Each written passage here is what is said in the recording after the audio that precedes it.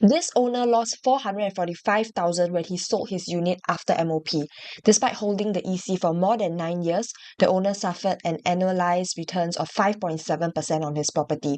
So I guess the common belief is that, EC will confirm make money one lah, right? But I found some owners who actually suffered losses from their ECs. So in this video, I'll be sharing 3 key learnings from these ECs and how it can be applied to today's context.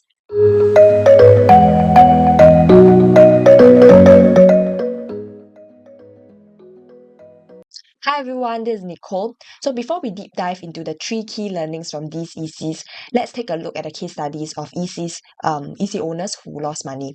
So the EC owner that I was sharing about in my introduction earlier is from Chesterville at District 23. So the owner bought in 1997 when the EC was first launched at 1 million. 9 years later, the owner sold at 620,000 and made losses close to 450,000. So we can see here that these are the other owners that also lost money in Chesterville lah.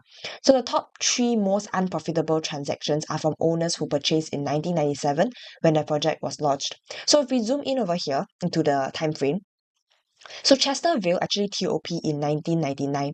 5 years later, upon MOP in 2004, right, prices actually trended downwards, making a 26% loss.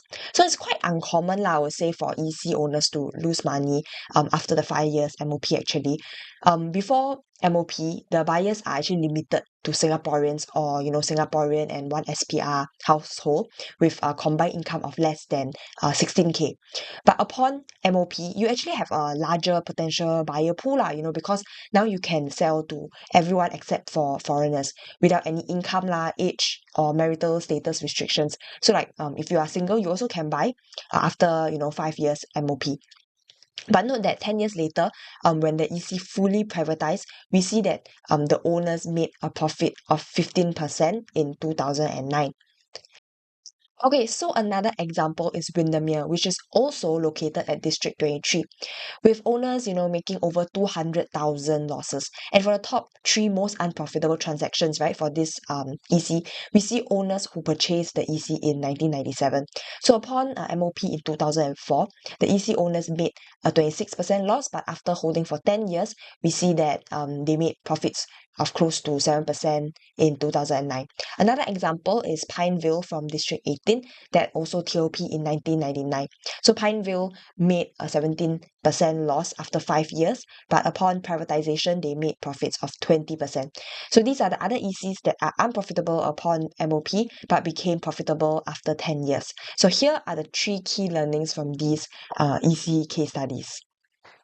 Okay, so firstly, we notice that black swan events and cooling measures are important and can impact the property market. So all the owner of the developments that lost money earlier, right, that I've shared earlier, bought ECs that TOP in 1999 to 2000 and reached MOP around 2004 for, just now like I shared earlier, Chesterville, Windermere and also Pineville. In May 1996, there were taxing gains from property sales that was implemented by the government, which was only rolled back by 2005. So it could be that buyers were more conservative and also putting off their buying decisions in general lah. Okay, there was also the 1997 Asian financial crisis and dot-com bubble in 2000, which also led to buyers being more conservative in their purchases. So for instance, like in the case of COVID-19, right, the property prices actually went up a lot. So that is because of delays in like construction and also less supply during the COVID period, right? So for all the units that TOP in 2015 and MOP in 2020, in which there were 6 projects. So all these 6 projects actually appreciated by 24% on average. So depending on the black swan event, prices can either increase or decrease. And in the case of COVID-19, prices increase a lot. And in the case of, in 1997, Asian financial crisis and dot-com bubble, prices actually decline. So please like, share and subscribe if you have found this video useful. So it's a way for me to know that my hours worth of research has benefited someone. Okay, so secondly, we notice that the longer holding period, the less likely you will experience losses. So although owners lost money after 5 years, the prices went up after the 10-year mark.